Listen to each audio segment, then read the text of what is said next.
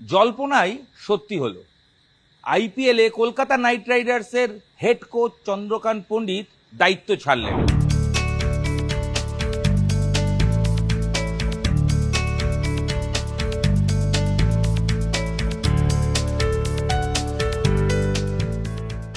আপনাদের নিশ্চয়ই মনে থাকবে, যখন আইপিএল চলছিল তখন একাধিক ভিডিওয়ে এরকমই ইঙ্গিত আমি দিয়েছিলাম। বলেছিলাম বড় অঘটন না ঘটলে চুক্তি আর নবীকরণ হবে না। 3 বছরের যে চুক্তি ছিল 2025-এ শেষ হচ্ছে, এখানেই চন্দ্রকান্ত পণ্ডিতের সঙ্গে কেকেআর এর ইতি ঘটে যাবে। আর বাস্তবে সেটাই হলো। অফিসিয়ালি কলকাতা নাইট রাইডার্সের পক্ষ থেকে জানিয়ে দেওয়া হলো, দুজনের সহমতে, অর্থাৎ কেকেআর এবং চন্দ্রকান্ত পণ্ডিতের দুজনের সহমত অবস্থানে দুপক্ষ তারা একসঙ্গে এটা রাজি হয়েছে। কেকেআর এর দায়িত্ব ছেড়ে দিলেন চন্দ্রকান্ত পণ্ডিত। ঘরোয়া ক্রিকেটের সুপারম্যান কোচ, একাধিক দলের হয়ে রঞ্জি ট্রফি জয়। কার কার হয়ে জিতেছে? মুম্বাইয়ের ক্রিকেটার, মুম্বাই কোচিং করে জিতেছেন। বিদর্ভের হয়ে রঞ্জি ট্রফি জিতেছেন, মধ্যপ্রদেশের হয়ে জিতেছেন। সাফল্য কলকাতা নাইট রাইডার্সের কোচ হওয়ার আগে চন্দ্রকান্ত পণ্ডিতের জন্য কার্যত ঘর ভর্তি ছিল। কলকাতাতেও সাফল্য পেয়েছেন, কোচ হিসেবে আইপিএল চ্যাম্পিয়ন করেছেন কেকেআর কে। যদিও 2024 আইপিএল চ্যাম্পিয়ন হওয়ার পুরো ক্রেডিটটাই গৌতম গম্ভীরের দিকে চলে গেছে। তা সত্ত্বেও ভুললে চলবে না, কেকেআর এর হেড কোচ ছিলেন কিন্তু চন্দ্রকান্ত পণ্ডিত। যাই হোক, চন্দ্রকান্ত পণ্ডিত গম্ভীর না থাকা অবস্থায় 2023 এবং 2025 দুবারই কেকেআর খুব একটা ভালো কিছু করতে পারেনি। গম্ভীর যখন 2024-এ আসে অ্যাজ এ মেন্টর, সে বছরই কেকেআর চ্যাম্পিয়ন হয়। 10 বছর পর কেকেআর আবার ট্রফি জেতে।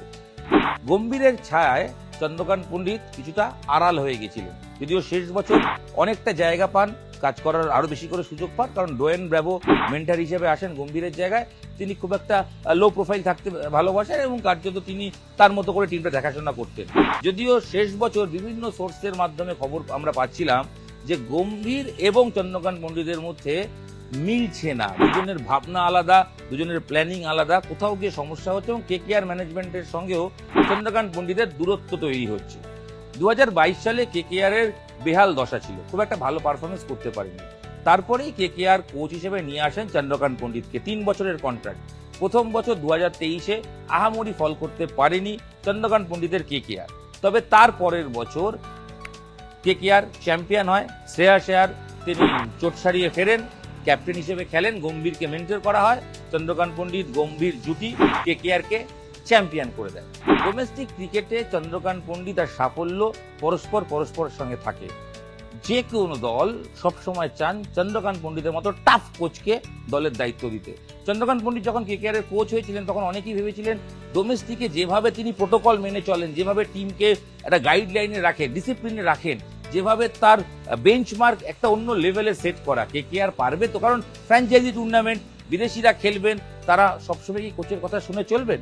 আখেরে কিন্তু চন্দ্রকান্ত পণ্ডিত সবাইকে নিয়েই সাকসেস পেয়েছিলেন। তার 3 বছরের কেকেআর এর কেরিয়ারে খুব একটা বিতর্কের কোনো অধ্যায় নেই, খুব একটা কেন নেই বললেই চলে। যদিও শেষ বছর 2025 সালে কেকেআর এর যখন রাহানেকে ক্যাপ্টেন করে কেকেআর এগোচ্ছে, সেই সময় দেখা যায় যে কিছু কিছু সময় খবর আসতে শুরু হয় কেকেআর অন্দরমহল থেকে যে ব্র্যাভোর সঙ্গে দূরত্ব তৈরি হচ্ছে চন্দ্রকান্ত পণ্ডিতের। আর তখনই দেয়াল লিখন স্পষ্ট হয়ে যায় যে গম্ভীর জমানা যখন চলে যান তখন তো চন্দ্রকান্ত পণ্ডিত ছিলেন, কিন্তু তারপর এই কেকেআর এর কোচ থাকাকালীন যখন ব্র্যাভো রয়েছেন, সেই সময় চন্দ্রকান্ত পণ্ডিত যা কাজ করছেন তাতে খুব একটা খুশি নয় টিম ম্যানেজমেন্ট। শেষ পর্যন্ত সেটাতেই শিলমোহর পড়ল।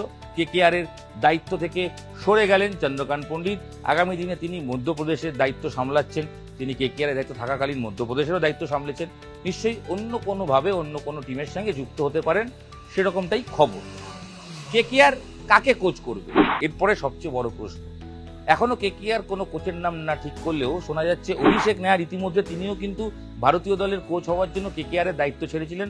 কেকেআর এর সহকারী হিসেবে কাজ করছিলেন গম্ভীর চন্দ্রকান্ত পণ্ডিতের সঙ্গে। যদিও চন্দ্রকান্ত পণ্ডিতের সঙ্গে কাজ করার পর যখন গম্ভীর ভারতীয় দলের কোচ হন, তখন অভিষেক নায়ারও ব্যাটিং কোচ হয়ে যান, তিনি চলে যান। যদিও তার পারফরমেন্সে ভারতীয় বোর্ড খুব একটা খুশি হয়নি। অস্ট্রেলিয়া সিরিজের পর তাকে ছেটে ফেলা হয়। তিনি আবার কামব্যাক করেন কলকাতা নাইট রাইডার্সে। গত বছর অর্থাৎ শেষ আইপিএলে তিনি কলকাতার সঙ্গে সহকারী হিসেবে যুক্ত ছিলেন।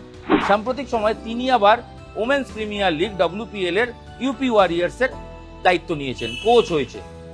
কেকেআর এর সঙ্গে এখনো সম্পর্ক ছিন্ন করেননি। অনেকেই বলছেন এটা হতে পারে WPL এর দায়িত্ব সামলানোর পর তারপর কেকেআর এর হেড কোচ হতে পারেন অভিষেক নায়ার। তবে পাল্টা একটা যুক্তিও আছে, কারণ যদি WPL এর দায়িত্ব সামলান সেক্ষেত্রে অভিষেক নায়ার তো প্রি সিজন ট্রেনিংটা থাকতে পারবেন না কেকেআর এর সাথে।